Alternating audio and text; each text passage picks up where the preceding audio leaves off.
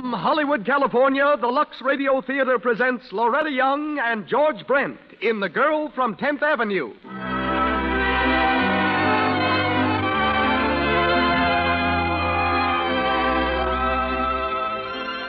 Lux presents Hollywood.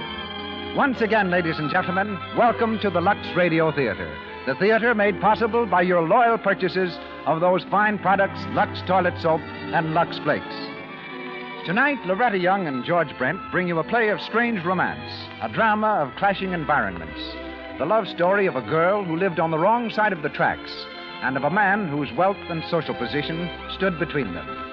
As special guest, our program also features Mrs. Emily Post, the most famous authority in the world on etiquette.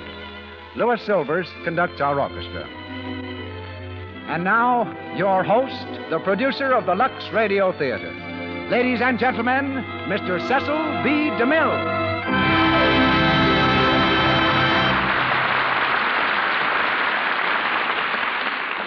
Greetings from Hollywood, ladies and gentlemen. 3 years ago, when I made The Crusades, Loretta Young was starred as Berengaria, not the ocean liner, but Berengaria, wife of Richard the Lionheart, the only queen of England who never set foot on English soil. When the day to start the film arrived, there was no Miss Young. Marooned by a blizzard on the 14,000-foot heights of Mount Rainier, where she was making the call of the wild, her Hollywood arrival was delayed for weeks. I had hundreds of players on salary, so was forced to proceed without her and made the giant battle scenes. When Loretta finally arrived, I started back at the beginning of the picture.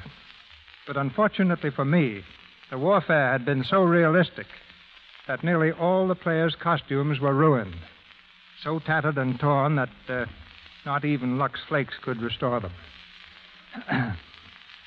And the call of the wild was a lullaby compared to the howl I made when I learned what Miss Young had unintentionally cost me. But all's well tonight, as she becomes Miriam Brady in The Girl from 10th Avenue. Born on a street called Hollywood in Salt Lake City, Loretta has spent most of her life in the town called Hollywood. Her new picture at 20th Century Fox is Four Men and a Prayer. George Brent, who plays Geoffrey Sherwood, is one of Hollywood's most valued importations from Ireland. George left the University of Dublin to join the famous Abbey Players. Since then, he's been a diamond miner, a stoker, a sheep herder, a blacksmith, and an actor on Broadway, with another youngster then destined for stardom, Clark Gable. Now a Warner Brothers star, Mr. Brent has reached new heights in his two latest films, Gold Is Where You Find It and Jezebel. Featured in our cast tonight are Beulah Bondi, one of the screen's finest character actresses, as Mrs. Martin, Mona Barry as Valentine, and Eric Snowden as John Marland. And now, the Lux Radio Theatre presents Loretta Young and George Brent in The Girl from 10th Avenue.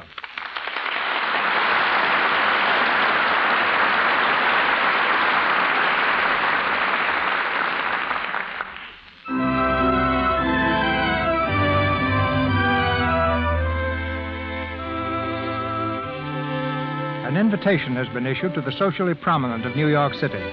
It reads, Mr. and Mrs. Martin French request the honor of your presence at the marriage of their daughter, Valentine, to Mr. John Marland at high noon, Tuesday, the 5th of April, at St. Thomas Church. Get in line. Let me look at you, Valentine. Oh, you make a lovely bride, my dear. Thank you, Father. I'll second that motion. So will I. Oh, Tony, Hugh. How are you, Val? Well, what are you two doing back here? We're going to start in a minute. We wouldn't miss a word of it. Best wishes, Val, and a lot of happiness. John Marland's a lucky guy. Oh, thank you, Tony.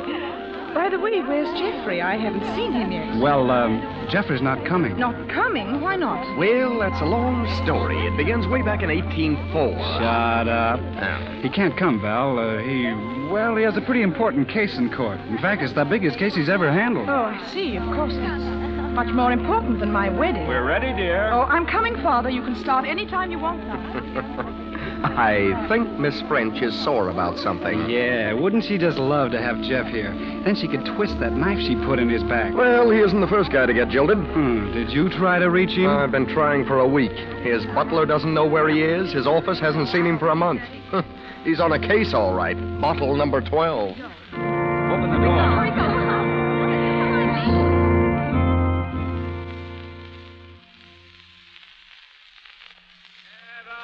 Buddy, keep back there. Keep back there now and don't push. Hey, you. Now, where do you think you're going? Daily Press, officer. I want to get a close-up of the happy bride and groom coming out of the church door. All right, okay. Go on. Now, the rest of you, I want you to keep back. Excuse me. One side, please. Ow! Hey, you, who do you think you're shoving? You stepped right on my foot. Oh, I beg your pardon. I hope you'll forgive my awkwardness. Huh? Oh, okay. Thank you. Gee, it's swell wedding, ain't it? Oh, I wished I was inside so I could see it. You do, huh? Uh-huh. Want to hear what they're saying, huh? Well, sure. Well, I'll tell you. Two people are in there making important promises to each other and trying not to laugh. Valentine, do you take this social register parasite to be a lawful wedded toy, to hate, dishonor, and ignore since it brings material advantages, both social and financial? I do. Say, listen, mister, you better pipe down. Everybody's looking. Get up! And I pronounce you man and wife, and a cockeyed credit to the country. Here comes the bride. Boom, boom, boom. Oh, why don't you get out of here? You're only going to get yourself in a jam. They'll run you in there. Well, let him book me in a charge. Disorderly conduct. Name, please? Geoffrey Sherwood, Your Honor. Geoffrey Sherwood, the second, the third, the fourth, the fifth. Geoffrey Sherwood? Well, just call me Geoff. Geoff the Jilter, that's me. Say, listen, Mr. Sherwood. There's a reporter over there. They'll take a couple of nice pictures of you like this, and then they'll ship you off to Bellevue. Huh? Yeah. Oh, am I being conspicuous? Well, a little. You better skid around the corner. Very well. Come on, young lady. Never mind about me. You go along by yourself. Oh, ditched again, huh? All right, then. I'll go with you. Come on.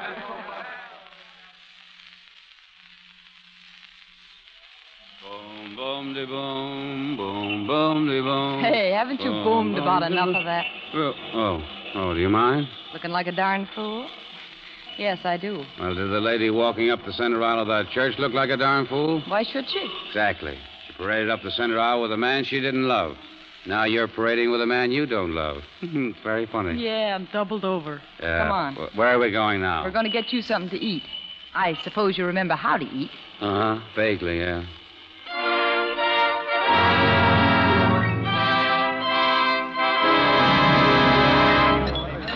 Bacon and eggs, French fries on the side. Well, how do you feel now? I feel thirsty. Waiter. Yep, uh-huh. 1 quart champagne and 2 glasses. Champagne? Say, where do you think you are, buddy? We ain't got that stuff. All right. Send out and get it. Huh? No, waiter, forget it, will you? Listen, Mr. Sherwood, I'm not celebrating with you. Why not? I'm going to drop you in a Turkish bath. You need a steam and a sleep. Fine, so I can wake up around midnight and think. Oh, you got to snap out of it sometime. Sure, I'm going to snap out of it right now. You and I are going places, Miriam. Well, I am. I'm going to work. Work? Believe it or not, I do. This is my lunch hour. You're using it up. Say, I think I'll let you buy my lunch. Oh, you're a model, huh? Don't be funny. I sew on labels at $3 a day. Well, you need a vacation. I'll get plenty starting Saturday. They're laying a bunch of us off then. All right, starting right now, you're showing labels on me until Saturday. Here, hey, wait a minute. Hey, here's $100 for a beginner, and there's plenty more where that came from. I was waiting for something like that. Well, you can keep your money, Mr. Sherwood, and I'll buy my own lunch. Here, now, wait a minute, please. I didn't mean anything by it. Now, please, sit down. I just thought I could help you, that's all. Well, you don't need to. I'm pretty good at taking care of myself. Well, I wish you'd pass the secret along to me. You could use it, all right. Say, how could you let a girl get you down like this anyway? I only know it can be done. Yeah. But you'll stick with me, won't you? You see, I don't want to be alone for a while anyway. Okay, I'll stick. Good girl.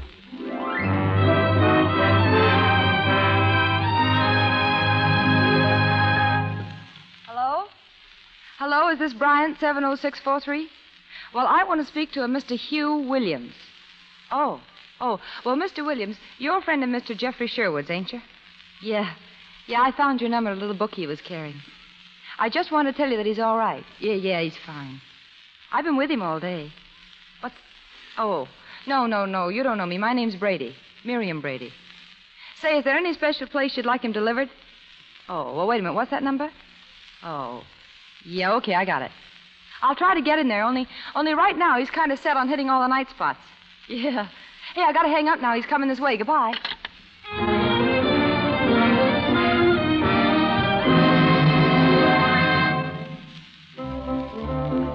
The Circus, the Black Cat, the Half Moon Club, and the Hotsy Totsy Club. 4 more and we'll set a record. 1 more, and I'm taking you home. Ah, deserter, eh? You can't take it, Oh, huh? sure I can, but don't you see it's... Hello, Geoff. What? Say, listen. I'm your old friend Hugh, remember? And this is Tony. We all used to go to school together. Evening, Geoffrey. What a nice, depressing sight you are. Go away. Is that a nice way to treat the head of the 4th form? We're going to join the party. How'd you find me? Oh, that was easy. We just went into every nightclub in New York, and there you were. Well, I guess you don't need me any longer, so I'll beat it. No, you don't. Sit down. This is Miss... How do you do? Hello. Well, what do you say, Jeff? Let's get out of here. What do you mean, let's get out of here? We're going home. Home? Oh, no. Oh, yes. Get a grip on him, Tony. Right. Yeah, hey, let go. All right. Hey, now watch your step, boys. I haven't been in a fight in a restaurant since I cleaned out that place in New Haven. Oh, it's no good, Hugh. You can't move Oh, him. all right. Let him go. Thanks. Hello, boys. Hi, Geoff. Sit down. We'll all sit down. Not me. I gotta get going. Oh, no. Where you go, I go. Geoff, do you mind if I speak to the lady for a while? How long a while? Oh, just for a minute. Will you come out here, miss? Bring her right back, you hear? Oh, sure.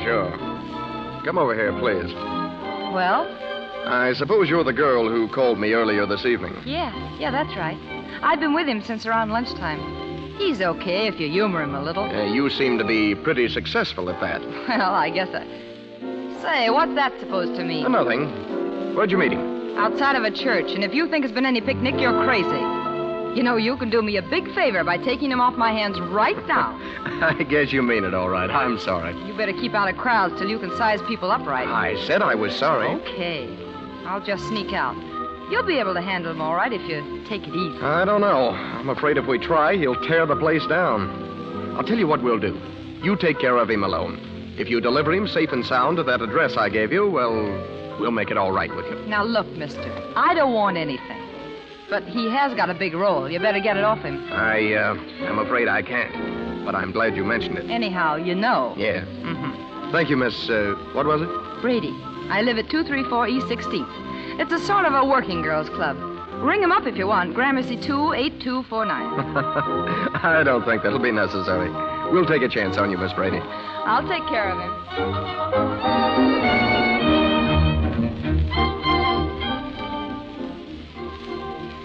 Well, what do you say now? Ain't it about time he was leaving? Now, why don't you stop? You're getting to talk like my friends. Oh, I was only thinking of you, mister. I'm having a grand time. That's the girl. Gee, I never expected to find myself in a joint like this. You've been mighty sweet, Miriam. Keep me from going crazy all day. Oh, that's all right, Jeff. I can call you Jeff, can I? Sure. What time is it? Oh, now, please. Yeah, the boat left the dock a half an hour ago. They're on it now. Valentine French and John Oh, Marland. look, let's dance, huh? What do you say? She's alone with him. Oh, don't, will you? You've been getting along swell up until now. Now, don't go to pieces. Oh, I can't help Well, it. come on, we're having fun. Don't leave me. I can't be alone. I'm not going to leave you. I'm sticking. Look here, I got my arm around you, right around you in a public place, too. You're just like a poor little kid that wants to be petted, ain't you? Oh, let's get out of here. Let's hit those other 4 places. Let's hit them all. Sure, okay, come And don't on. let me down, will you? Don't let me down, Miriam. I won't. Not for a minute.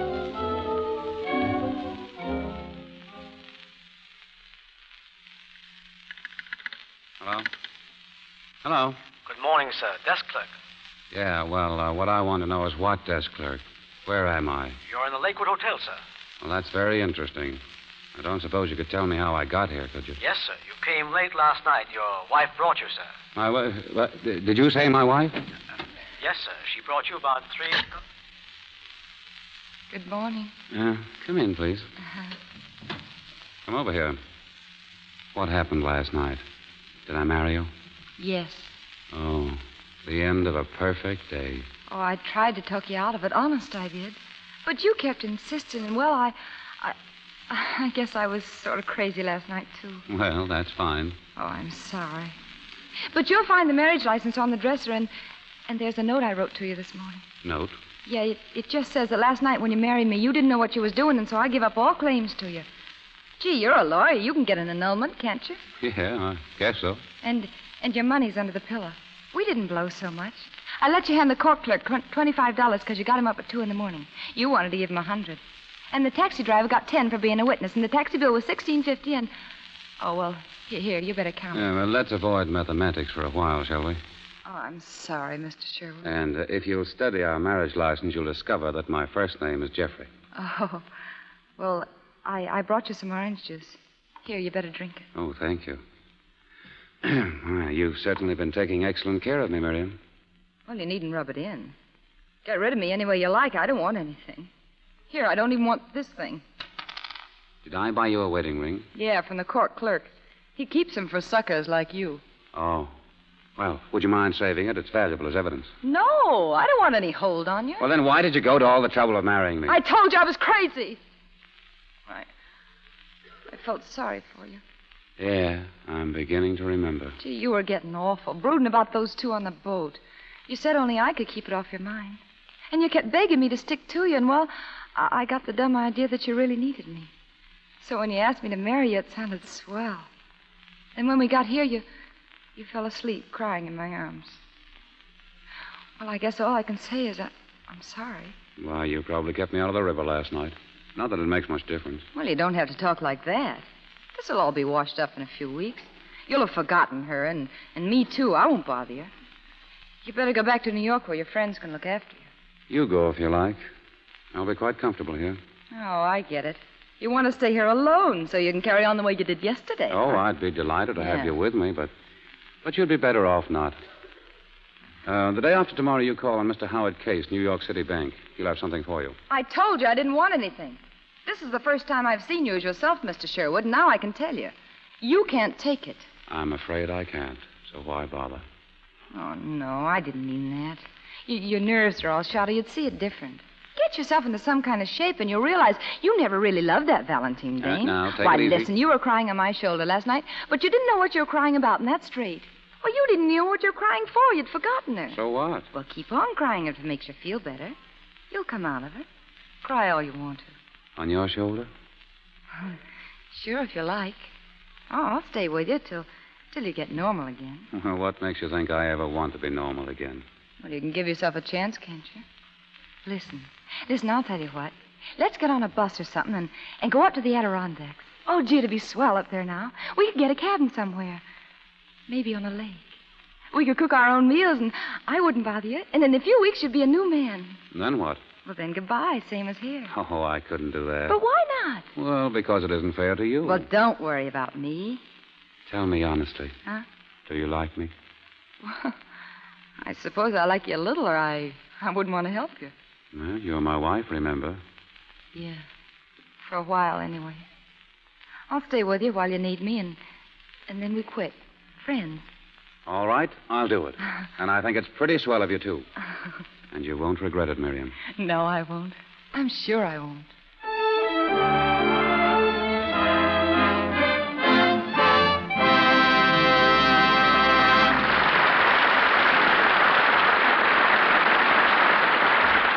And so ends the first act of tonight's production, The Girl from 10th Avenue, starring Loretta Young and George Brent.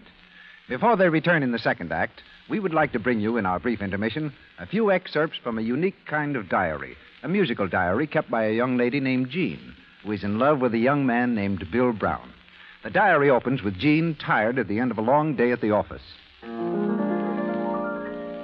It's almost time to go home. I'm tired, but I don't want to go to bed. I've been typing, filing, slaving all day long, and I'm really just about dead.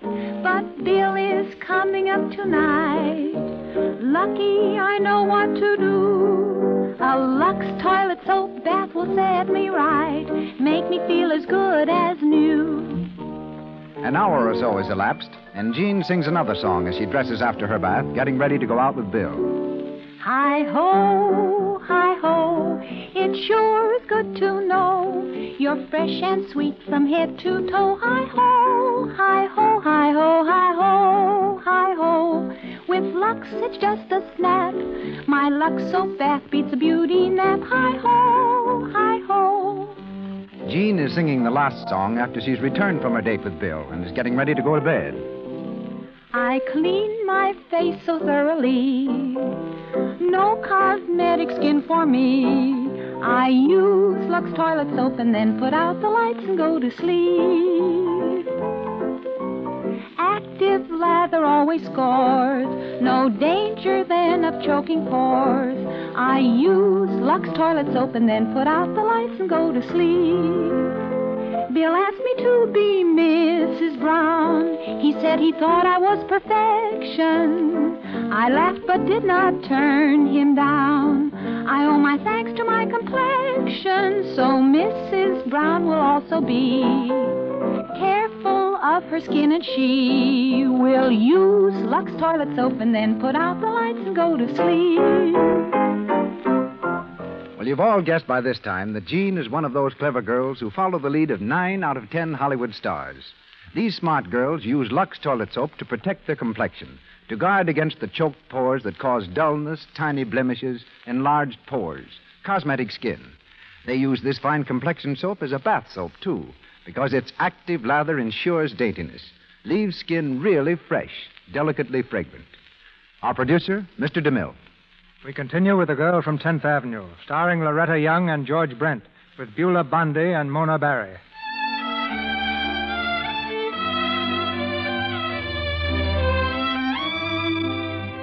Two months have passed, and under Miriam's watchful eye, Geoffrey has settled down to a normal existence.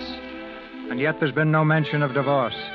And for the girl from 10th Avenue, the days rush by in waves of hope and happiness. In their modest apartment in lower New York, Geoffrey is working late at his desk. The door opens and Miriam enters quietly. Geoff. Oh, come in. Geoff, I didn't want to disturb you, but there's somebody here to see you. Who? 2 friends of yours. I think they said Tony and Hugh. They've been looking for you. Oh, yes, I've been expecting them to show up. Why didn't you tell them I wasn't here? Well, what good would that have done? You can't go on hiding from your friends forever. The only way is to go out and meet him and keep quiet about me. I don't care what they think. But I do, Miriam. For your sake as well as my own. Well, you better talk it over with them anyway. I'll go downstairs and return some books I borrowed from Mrs. Martin. All right. You can call me up when they've gone.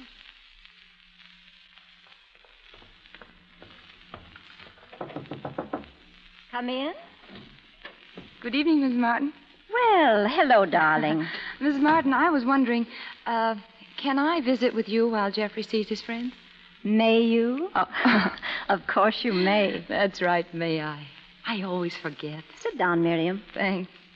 Oh, and I brought the check for the rent, too. Oh, there wasn't any hurry about that. And here's some books you lent me. Gee, they were swell. Swell? Oh, I mean splendid. That's better, dear. Much better. Ah, you are sweet, Mrs. Martin. Lending me books and watching my speech for me. Gee, it can't be much fun for you. Oh, I'll have my fun, all right. I'll have it the day that husband of yours wakes up and realizes that he can take you anywhere without diluting that blue blood of his. I guess that'll be never. It'll be sooner than you think. You're very pretty, Miriam, and you can wear clothes. That's one thing I learned in the theater, clothes. I'll never forget that little third act ensemble I wore in the last show. It was a green, or was it blue? Well, anyway, it had a little, Miriam, dear. Oh, I'm sorry. What'd you say? What's the matter? Oh, I was just thinking. Here I am, 10th Avenue, trying to learn how to be Park. I wonder if you can do it. I wonder if anyone can learn how to be a lady. Of course you can, dear. If you think it's important enough. Oh, it is. It's very important to be like him, like his friends up there now. And I wonder what they're saying. I wouldn't worry about that, my dear. You way got me on my feet, and, well, here I am. That's the whole fantastic story. Oh, it's fantastic, all right. So what happens now? Oh, I suppose we'll go on as we are for a while. Falling for her?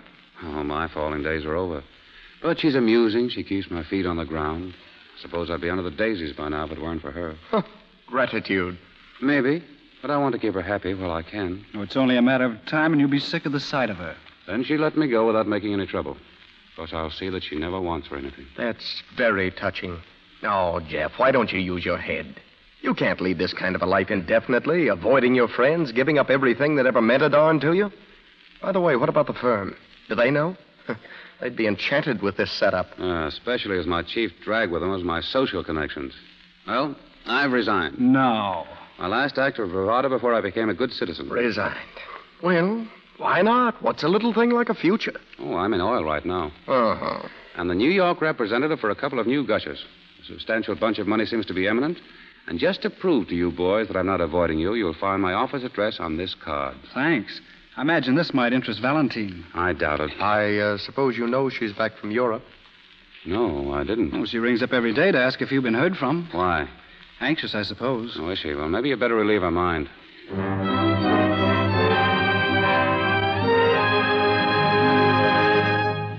You can get those letters off this afternoon, Miss Mansfield. Yes, sir. Well, Miriam, you won't step out to lunch with me? Nope. I think a man's business hours should be his business hours, and his wife shouldn't butt in. Intrude. Yes, I know, but when she brings his rubbers downtown because it looks like rain, I think she rates her lunch. Do you really? Mm-hmm. All right, where should we go? The Waldorf or the Ritz? Well, I haven't got much time, Miriam. All right. Take you up on that. Oh, don't worry, Geoff. I was only kidding. Make it Belmont Park some Saturday, huh? And watch me knock 'em over. All right. Next Saturday. Today. Just watch me strut across that lawn. Well, who was that ravishing brunette with Sherwood? Well, I never saw her before, but I do admire him as tasting women. Oh, rather. Yes, Miss Mansfield. Mrs. Marland to see you, sir. Mrs. Oh. I'll see her in just a moment. Yes, sir. I read in the paper where she got back from Europe. Well, I'll be going. Oh, that's not necessary. Why, she's here to see you. You don't want to put me on exhibition. Ah, Miriam, don't talk like that. I didn't mean to crack. I just meant if I'm not here, it'll be more comfortable all around. I'll go out through the other office. Goodbye, Geoff. Yes, Mr. Sherwood? Show Mrs. Marland in. Yes, sir. Come in, Valentine. How are you, Geoff? Surprised to see me? Yes. Well, I knew we were bound to meet somewhere sooner or later. I thought it best to do it this way. I don't see why we're bound to meet. Well, we have so many mutual friends. I never see them now. Did you drop them all? Most of them, completely. Oh, I'm sorry. They were so fond of you. I heard of your marriage. Is that why you dropped us? Not altogether, although my wife isn't a society girl. No, so I heard. But that's no reason why you shouldn't see us. It's a pity to lose one's friends. Valentine, I wish you hadn't come here. It's no satisfaction to either of us to meet like this. You're very practical. Well, so are you when you married Marland. You're bitter, aren't you, Geoff? I don't suppose it would do any good to tell you I've been unhappy, too. I made a mistake, Geoff. A horrible mistake. Oh, do you want my sympathy? No, I want your friendship. Is that so much to ask after what we were to each other? Oh, I can't help you. You've gone out of my world. You're Marland's wife now. And after what we've been to each other, I'm certainly not going to sink to being your confidant. I wish you hadn't come here. Well, you've told me that already, Geoffrey. Well, it's time I was getting home anyway. Goodbye, Geoff. And if ever you think you could forgive me, you know where to find me, Geoff.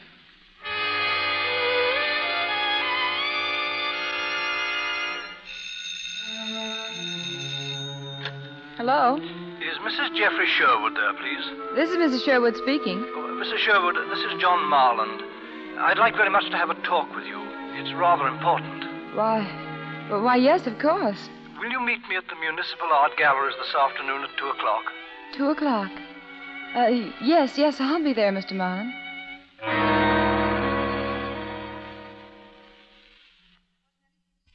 I'm sorry, Mr. Marland. I didn't know that you and your wife were separated. But I don't see We've how been that living apart for a month. That's why I wanted to see you. Oh. Well, Geoffrey has nothing to do with it, if that's what you're getting at. Not a thing. Not deliberately, no. But indirectly, yes. How do you get that way? Mrs. Sherwood, I'm not looked upon as particularly brilliant, but I happen to know that Valentine is after your husband. Now, listen, Mr. Marland. Nothing gets by me. I know Geoff's only seen her once since you married her. She came to his office once about 3 months ago. Now, I don't know what Geoff told her, but I can guess. Because she's never come back. You don't know Valentine. Geoffrey's quick recovery was a harsh disappointment. And he means to stay recovered.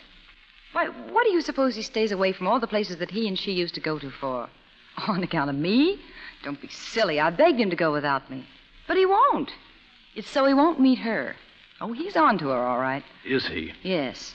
Do you ever read the scandal column, Mrs. Sherwood? Well, sure, sometimes. Well, you must have missed this. Read it, please. Why is a certain young social registrar who belongs to America's swankiest country clubs playing around the municipal golf links, and with whom? Your husband has taken to playing on the municipal links, hasn't he? Well, if Geoff had met her, he'd have told me. She's only been at it for a week. Give her time. Well, there's nothing I can do about it. It's entirely up to you, Mrs. Sherwood. Yeah. I'd let her have him if I thought he'd be happy. He wouldn't be, any more than I've been. But somehow I can't bear the thought of losing her. I know how it is. Well, good luck. Thanks.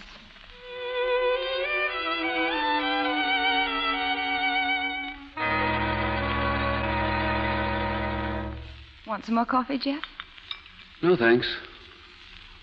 You're very quiet this evening. Tired? Yeah, a little. You haven't said much yourself. Did you play golf today? Yes. Oh. What did you do? Oh, I went to see an art exhibition. My, you're getting to be quite a highbrow, aren't you? Yes. Geoff. Yeah? Did you know that Valentine and John Marland have separated? Why, yes, I did hear something about it. You've been seeing her, haven't you, Geoff? Yes, as a matter of fact, I happened to run into her on the golf course the other day. She told me all about herself and Marland. Oh. It's almost out of her mind. You know, she had to talk to someone. Yeah, and you were that someone. Well, why not? After all, I'm one of Valentine's oldest friends. Well, she certainly treated you like one. Now, look here, let's not get onto a dangerous subject. Oh, you're right. Your friends are none of my business. But when it comes to that woman, I can't take it. Now, listen, Miriam, you and I might as well understand each other right now. Yeah? I'm going to call on Valentine tonight. She's pretty much alone in this row with Marland. She's asked me for advice, and, well, the least I can do is give her what little help I can. But her husband loves her, Geoff. Perhaps. Do you? Now, Miriam, up until now, we've kept away from this subject very nicely. But she's no good. She's a heel. Why, what did she do to you? She left you in the gutter, and because I picked you up, made a man out of you, she can't bear to keep her hands off of you. Why, she's nothing but a dirty... Good night, Miriam. Geoff, wait a minute. Geoff, come back, please. Yes, Miriam? Oh, Geoff, I'm sorry. Really, I am. It's all right, Miriam. Oh, I'm so sorry.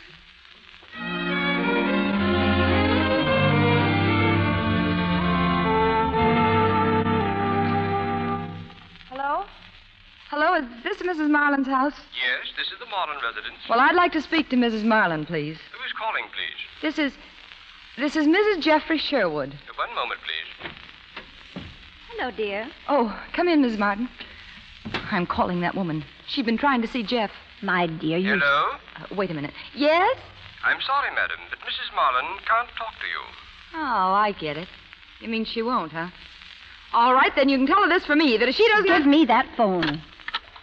You mustn't do that, Miriam. She'd only tell Geoff you were annoying her. Oh, I'll annoy her, all right. I'm going out to her house, and I'm going to see her. You'll never get any place that way, Miriam. But she's running after Geoff. He'd have kept out of her way, and now she's running after him. But I'll stop that, Mrs. Marland, if it kills me. If you let yourself go haywire now, Miriam, you'll spoil everything. I can't help it. I'm nearly crazy. Geoff's going to see her. She asked him to. Very well. You want to frighten her out, but you can't do it, making a scene outside of her house. And that's just as far as you'd get. Yeah. Yeah, that's right. She'd love to throw it up to Geoff that he married a gutter snipe. All right, I'm learning. I've learned a lot, thanks to you. I can walk into the Waldorf and conduct myself like a lady just as good as she can. The Waldorf? Yeah, and why not? I'll give that dame a shock. Did you see tonight's papers? Oh, this is good. Wait a minute. What are you up to? Well, wait till I find something. I saw it a while ago. She's giving a luncheon at the Waldorf for about 10 of her lady friends. Some swell club or something. Here it is. And it's tomorrow. Miriam, you won't make a scene there, I hope. Scene? Nothing. Why, I'm going in there and get a table right next to hers. And I'm going to have a bellhop paging Mrs. Geoffrey Sherwood until it makes her ears ache. And maybe when she gets an eyeful of Mrs. Geoffrey Sherwood, she'll come to realize I'll show up better in a divorce scandal than she expects. As a matter of fact, Mrs. Martin, when she and her friends are good and interested, I might go over and introduce myself. Oh, good heavens. You better come along, darling, and see the show. Oh, my dear, I wouldn't miss it for the world.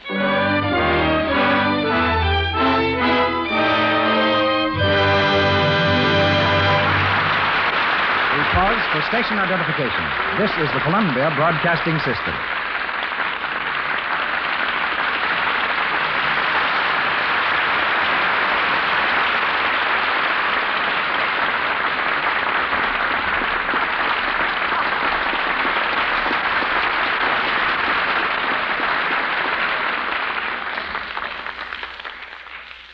Loretta Young, George Brent, and our all-star cast have concluded the second act of The Girl from 10th Avenue. They presently return in Act 3. Our play presents a conflict between two social classes. A girl of humble circumstances suddenly thrust into the realm of fashionable society. Just as first impressions are vitally important in our play tonight, so are they important in real life. For both business and social success depend to a large extent on good first impressions. Impressions which correct manners often make, or their absence mar. And so, as special guest, we bring you the country's most famous authority on manners and etiquette.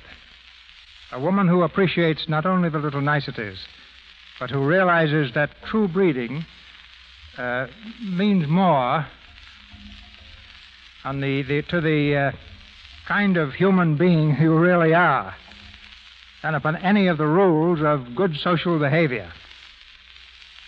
And that perhaps explains why Emily Post is such a great personality.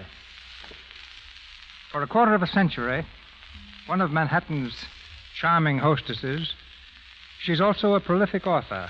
Her books are used not only in thousands of homes and offices, but also in the movies, as handbooks of correct usage and as the last arbiter in matters of deportment. And so, speaking to you from New York City, as the guest of the Lux Radio Theatre, Mrs. Emily Post. The play tonight has been most interesting so far, because the girl Miriam, although she's very crude, has qualities that really count. The ordinary girl in her place would be thinking of surface appearance only. Her thoughts would be centered on herself. All the time she'd be thinking, how do I look? What impression am I making? This type of person is defeated at the beginning. But behind Geoffrey's drinking, his weakness of character, Miriam has little by little become aware of the fineness that is another side of him, a fineness she's never hitherto encountered. And through this gradual discovery of quality in him, she's now conscious of her own shortcomings. Her deepening love for him is impelling her not only to make him the man he's capable of being, but into her own heart comes a longing to bridge the wide difference between her own lack of social advantages and those which have always been his. The question is, can she do this? I'm very anxious to hear the rest of the play to see how the problem is solved, because in generations past, a girl in such a situation in real life would have found herself facing an absolutely insurmountable barrier. But today, it's what you are, what you yourself have done, and all the greater credit to you who have gone far by your own effort. In the play, Miriam has made an almost superhuman effort to understand the mind and heart and point of view of this man she loves. And every effort she puts forth can be likened to a shoot sent upward by a growing plant whose roots at the same time go down deeper and deeper into the earth. If she were content to learn a smattering of the merely surface rules of etiquette, but to feel nothing of the motives beneath them, if she were thinking only of outward appearance, she would never be able to achieve success or the awareness of true value, which is always a hallmark of a person of quality.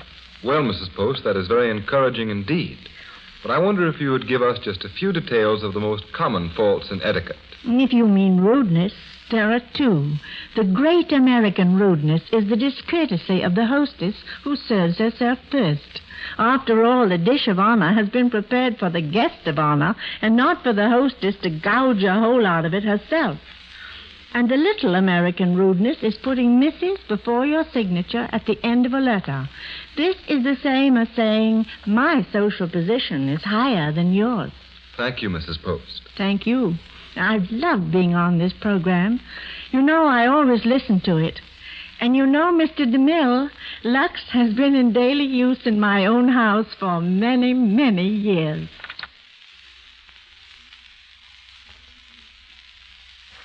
We're grateful, Mrs. Post, for your contributions to more gracious living. We're back now in Hollywood and about to hear Loretta Young, George Brent, Beulah Bondi, and Mona Barry in The Girl from 10th Avenue. It's the following afternoon. Determined to show herself off to Valentine Marland, Miriam has ordered a table in the Waldorf dining room, a table just across the aisle from Valentine's luncheon party. The Girl from 10th Avenue is very much the lady as she makes her entrance with Mrs. Martin. Two, madame. Yes, two, please.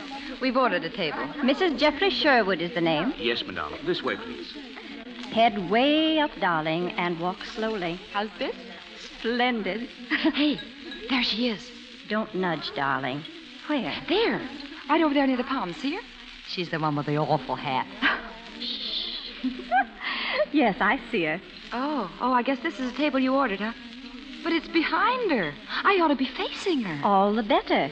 Tell the waiter it won't do. Oh. And be sure she hears you. Raise your voice, but just enough. And watch your grammar. A couple of them are looking at us now. What an entrance. Halfway across the room. Why, Mrs. Martin, there's a man who wants to bow to you. Where? Oh, just a Belmont tout. Ritz him. Right here, madame. Go ahead, darling. Here? You mean this is the table? Yes, madame. Oh, but I've no intention of sitting behind this pillar. I said I wanted a very good table. But, madame, I telephoned this morning. Mrs. Geoffrey Sherwood. Sorry, Mrs. Sherwood. Perhaps if I could move the table. Yes, do, please, by all means. Put it on the other side of this party. There seems to be room. At once, madame. Emile, Jack, move the table for Mrs. Sherwood. Thank you very much. Not at all, Mrs. Sherwood. There. Will you be seated? Emile, a menu. Any luck yet? I don't know. She glanced over here once. Oh, she's looking now. Quick. Wave at someone across the room. Hello? Oh. What's the matter? Miriam. What? Oh, you would-pick and acquitted murderess. Oh, well, dear. Never mind. Just make conversation and get your name into it. Yeah. Well, don't worry about that. Well, here we go. Oh, it was very amusing, Mrs. Martin. Was it, my dear? Yes, you see, we met on 5th Avenue just the other day, and he said to me, "Why, Mrs. Sherwood, how do you do?" Oh, my dear, then he knew you were married. But of course, darling. Why else would he have called me Mrs. Sherwood? She got it that time. Valentine? Yes, she's looking over this way. Yeah, I see her. And now that I'm getting a good look at her, she's not so hot. Oh, mind your expressions, darling. We'll just sit here quietly and give her a very bad half hour. She's impressed, all right. She knows now she's not taking on any tramp. Oh, darling, you're under a terrific strain, so do confine yourself solely to pantomime. I'd love to sock her on that stuck-up nose of hers. Look at her giving me the dagger eye. What a washout that one is. Stop glaring at her like that. I can't help it when I think of Geoff going to see her. You're to frighten her off by appearing superior to it all. Isn't that the idea? Well, I'm not feeling like that. Well, you must feel it to look it. You must submerge yourself in the part. Now, remember, you're a lady well-bred and refined. Yes, I'll remember. And since I've listened to those dames chatter, I think I can mix in all right. Oh, no, you couldn't. Listen, I can crack back at anything she could say to me. I'm going over and introduce myself. Oh, Miriam, for heaven's sake, don't make a scene. Now, listen, I can be just as Park Avenue as the rest of them. Well, my husband has dieted and exercised until it's pathetic, but it hasn't made the slightest effect, so of course it must be glandular. How do you do, Mrs. Marland? Oh, I beg your pardon. I don't think we've met. No, we haven't. I'm introducing myself. I'm Mrs. Geoffrey Sherwood. Oh, are you really? I thought since you and Geoff were such good friends, we ought to know each other. Indeed? Yes. Well, perhaps you are not aware this is a private party, Mrs. Sherwood. I think it's delightful. Wait to bring me a chair, will you? Will you go away, please? Here you are, madam. Thank you. This is the most preposterous thing I've ever heard of. If you'd talked to me on the phone last night, I wouldn't have come here. But I'm curious to know what you want of my husband after you threw him in the gutter for a richer man. Would you mind telling me? Well, I'll have to go, I'm afraid. If you do, my dear, I'll put this grapefruit smack in your face. Oh. You know, I'm awfully sorry I had to say that to you, but you're not sport enough to talk to me, and so I've got to make you. You know, when you got through with Geoff, he was ready to jump in the river.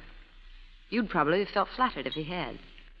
Well, I put him on his feet again. Now, is there any reason why you can't leave him alone?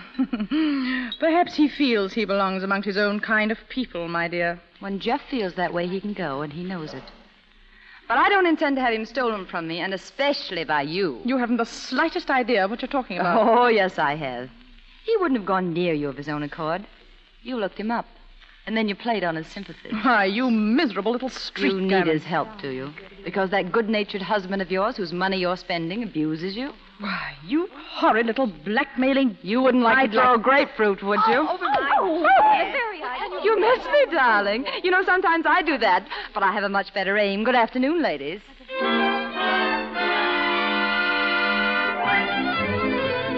Read all about it. Paper, society, women, and battle. Mrs. Valentine Marland stages free for all at the Waldorf. Paper. Society woman hoils the grapefruit. She hoils the grapefruit. Here you are, paper. Oh, hello, Geoff. Hello. I suppose you've seen the paper. Why, yes, I have. Society women hurled grapefruit on the Waldorf grill. Very nice. She made an awful fool of herself. But I'm sorry it had to get in the papers. Yeah. It's too bad you had to do it, Miriam. Me? Say, I didn't throw that grapefruit. Well, does it make any difference? What do you mean, does it make any difference? Well, you went there to make a scene, didn't you? I went there to ask her to leave my husband alone. Well, you certainly picked a fine place. Oh, I suppose I had no right in the Waldorf. Well, I want you to know that I conducted myself just as proper as anybody there. Why, look at that headline. Society Women Battle, and that includes me.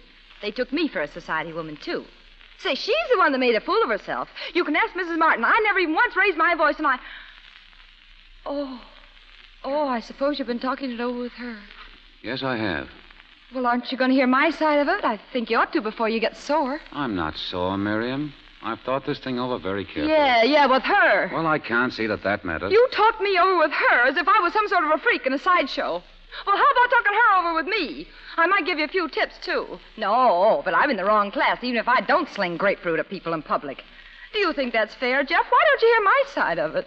I do, Miriam. I'm not blaming you for what happened this afternoon. I only wanted to ask her to leave you alone. Because I love you so much, and you are mine in a way. I'm trying to tell you that I blame myself for everything. I did a very cruel thing in never letting you come into this bargain. My mind was numb, or I would have sent you away that morning. Yeah, and finished up in the morgue. To save hurting you like this, I wish I had. Oh. So you're through with me, huh? Oh, don't put it that way. We both knew it had to come sometime. I guess I forgot. Miriam, there's no other way out for either of us. We're too far apart in every way. You let me go on loving you more and more. Yes, I know. I couldn't bring myself to hurt you. I have a very deep affection for you, and I always will have. But 6 months or a year from now, you'll realize that this is the thing to do. Of course, you'll always be provided for, but even with that, I know that I can never repay you. I'm terribly sorry. I'm going over to the club for the time being. Oh, you'll move out to the club like the perfect gentleman. Well, why don't you throw me out tonight? Out in the street where you picked me up. Miriam, please. No, your kind don't do it that way. Your kind ditch your women with dignity, don't you? You leave her the apartment with a check on the dresser, move out to the club. Now, Miriam. Well, you're not going to walk out of me. I'm going to spoil your act. Now, listen, will you? No, I won't listen. That's all I've done since I met you is listen to your hooey. And now I ate it up, and for what? So maybe I get to be taken out to the Waldorf for lunch. To make myself fit with a cut-rate gigolo like you. And that's what you are at heart, a gigolo. You don't take money from women, but you take something better. Something you haven't got, and that's nerve. Why, you can't even stand on your own feet. The minute a woman steps out from under you, you flop in the mud, and you lie there till another woman comes along and picks you up. And that's what I did. I guess I was lonely and I wanted a little love. I thought you wanted love, too. But you don't know what that means. And now that you're the big, strong, stuffed shirt again, the vulgar little fool who helped you out might cramp your style. He's embarrassed at the way she holds her fork, and so he's taking his topper and his dress suit and he's moving out of the club. Well, get this. You're not walking out on me. No heel in the world can do that because I'm walking out on you. Miriam!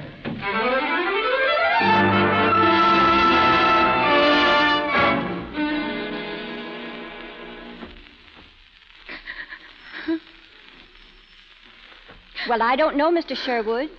Right now, she's packing her grip. Well, I'll ask her. It's Geoffrey on the phone. He's at the club. He wants to speak to you. No. You really ought to, you know. It's only fair. I said no. I don't want to talk with him. All right, you little idiot. Hello, Mr. Sherwood. She won't talk to you.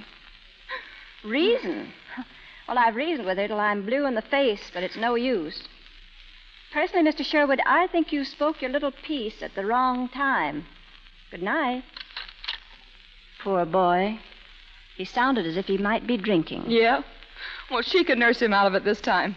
On grapefruit juice.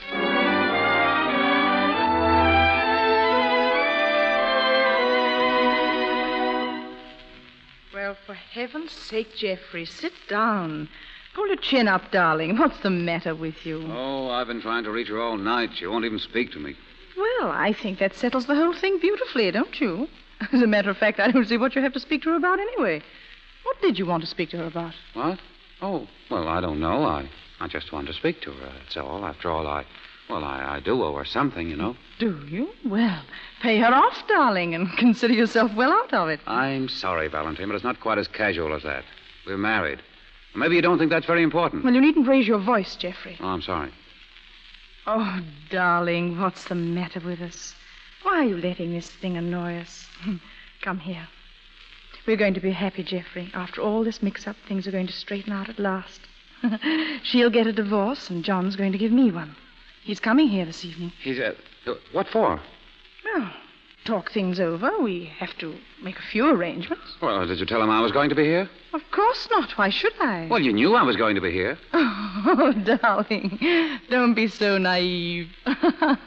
Poor John, you know, I feel rather sorry for him. But it's rather amusing as a situation, I mean. Yeah, well, Valentine, I don't like this. Why not? Well, because it isn't fair to your husband. John Marland's in love with you, whether you like it or not. I don't see any reason for rubbing his nose in the dust. Well, I think I know how to handle my affairs, Geoffrey. Well, that still doesn't justify the... I'm not in love with my husband. We're making plans to separate. It's no different from what you're doing, from that street gammon. There's all the difference in the world. And don't call her a street gammon. Are you defending her? Yes, I am. You sound as if you're in love with her. Well, I am. What? Well, I said it, didn't I? I mean, you heard me, didn't you? And, I didn't know it. Well, I am in love with her. Oh, all right, then. Go back to her, and I hope she throws you out again. Well, thanks. I'm getting used to it by now. Oh. Up. Oh, sorry, Sherwood. Hello, Marland. Are you in love with your wife? Why, yes. Sorry, old man. Goodbye. Valentine, what? Oh, what John. Did he... Valentine, look at me. Oh, John, darling.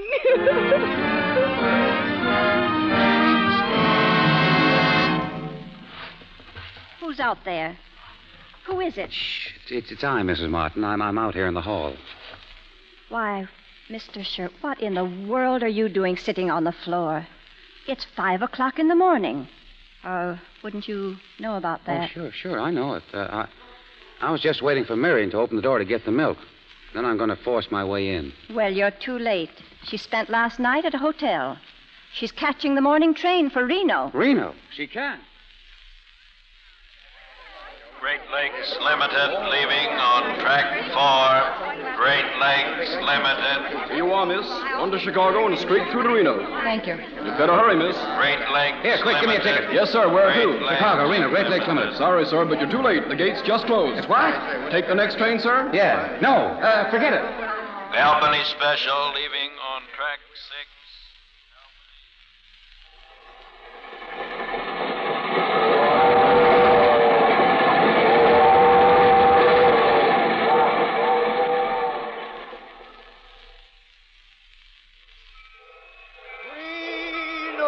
Reno.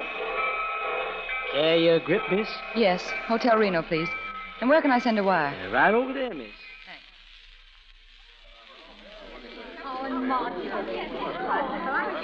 I want to send a wire, please. Yes, ma'am? It's going to Mrs. Henry J. Martin, 411 West 8th Street, New York. Arrive Reno. We'll write tonight. Have you seen Geoff? Yes, and he's looking splendid. Why, Geoffrey. Hello, Miriam. Well, how did you get here? I flew. I've been waiting for you. Well, what for? Oh, just to say hello. Well, hello, now goodbye. Yeah, well, I've got a lot more than that to say. I've got so much to say it'll take the whole trip back. But I'm not going back. Oh, now, Miriam, look, you can't do this to me. I need you, Miriam. But you've got Valentine now, Geoff, and I... Yeah, but I haven't. Oh, I suppose she threw you over, huh? Huh? Yeah, that's it. Yeah, she walked out on me again. Gone back to her husband. Oh, it's awful. I don't know which way to turn, Miriam. It's awful. Yes, it is. Yeah. Oh, poor Geoff. Yeah, now, you know, you helped me once. Yeah. You've got to help me again, or I'll go right into the gutter if you don't. Now, say you'll help me. Oh, yes, I'll help you. Oh, darling, you're such a terrible liar, but I'll help you. Oh, Miriam. Oh, darling.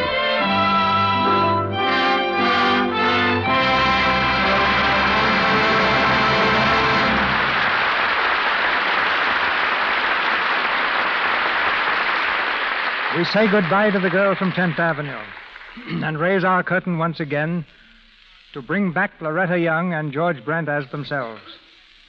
Both our stars left studio sound stages to be with us this week. Miss Young is playing the Empress Eugenie in Suez for 20th Century Fox, and Mr. Brent is starring in Racket Busters for Warner Brothers. Come to think of it, Loretta, isn't Suez your first historical costume picture since the Crusades? Yes, I believe it is. And your mention of the Crusades brings back that episode you touched on earlier tonight when I held up your picture for several weeks.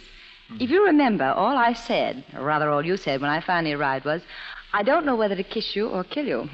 Have you made up your mind yet? You're still very much alive, Loretta. And as for the other threat, well, it might be kind of rough for you, my lady. Oh, I see you still remember that famous line from the Crusades. Well, what's so famous about that? In the picture, Loretta was keeping a midnight vigil on a battlefield when a sentry put his cloak around her, saying, "It's kind of rough for you, my lady." He was probably right. Well, his intentions were.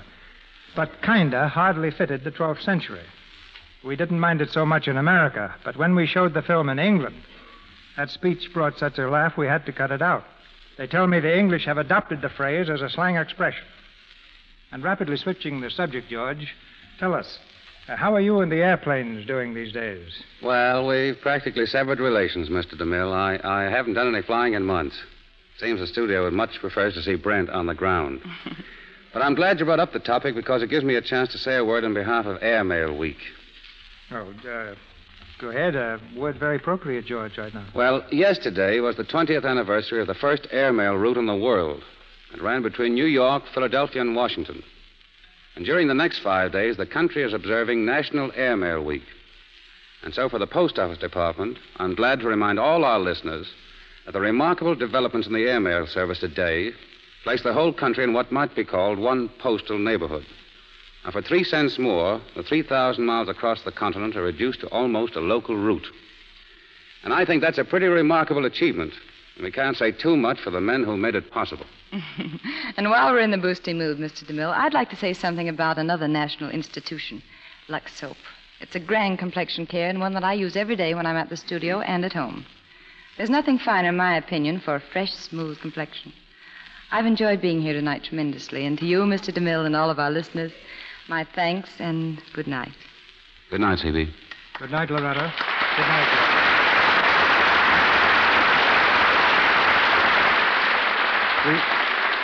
We steer our course next Monday night toward the rising sun, to Singapore, that distant island lying off the tip of the Malay Peninsula. Against this exotic background, in a land of steaming jungle and riotous color, our play is set. Backed by a distinguished record on stage and screen, its title is The Letter.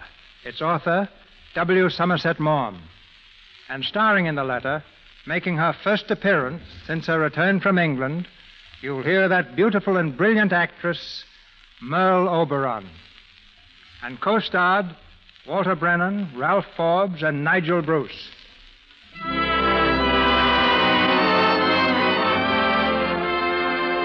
Our sponsors, the makers of Lux Toilet Soap, join me in inviting you to be with us again next Monday night when the Lux Radio Theatre presents Merle Oberon, Walter Houston, Ralph Forbes, and Nigel Bruce in The Letter.